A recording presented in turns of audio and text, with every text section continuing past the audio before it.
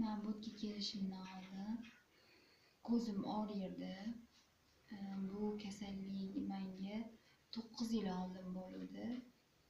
9 yildan beri mana shu Toshkentda qayerda glaznoy doktor bo'lsa hammasiga borganman. Qora qamichmi, toshmiymi, hech qat qolmagan chasniymi. Уже 9 yil diyeta qildim. Diyetalarim ham ta'sir qilmadi. Doktorga boraman, назначение yozib berishadi. Qilaman, parhez qilaman, baribir foydasi bo'lmaydi. Chilonzorga ham borganman, hech qat qolmadi. Keyin oxiri shu Jamshid akani eshitib, qidirib, topib keldim. Mana muolajani boshlaganimga 20 kunlar bo'ldi. Yo'q, 20 kun bo'lgan bo'lsa, hozir ko'zim rosa ham yaxshi, Xudoga shukr qilaman. Men bu yerga kelmasimdan doktorlarga borganimda, doktorlar farzandli bo'lmayman deb taqiqlashuvdi. 2ta farzandim bor. Hozir Jamshid akadan so'raganimda bo'lmagan gap. Mana yaxshi bo'lib ketdi ko'zingiz, farzandli bo'lsangiz bo'ladi deb aytdilar. Xudoga shukr qilaman. Xudoyim shu Jamshid aka sababli menga shifo berganida.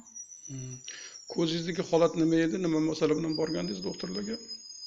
Ko'zim o'zidan o'zi mana shu qichishardi. Keyin men qichirdim. U вообще страшный bo'lib, juda ham ko'rganda odamni vahmasi keladigan darajada qizarib ketdi ko'zim. Hech qaysi doktor menga yordam bera olmadi.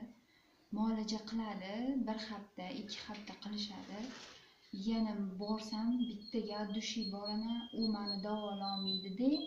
Keyin men sizga boshqa bitta vrachchi, yaxshi, mendan ham yaxshi sizga o'shani adresini beraman deydi. U meni o'shanga jo'natadi. Men boraman, lekin foydasi bo'lmaydi. Shu holat menda takrorlanaveradi. Hozir ko'zingizdagi qizarlik ketdi, Qizarishlari ketdi, Xudoga shukr. Qichishlari ham ketdi, Xudoga shukr. Ko'rishlarim yaxshi, zrenalarim yaxshi. Hech qanaqa shikoyatim qolmadi ko'zimdan. Shu muolajam ozgina qoldi, shuni davom ettirsam, Xudo xolisa bo'ldi. Sog' bo'ling, salomat bo'ling. Rahmat sizga ham kattakon.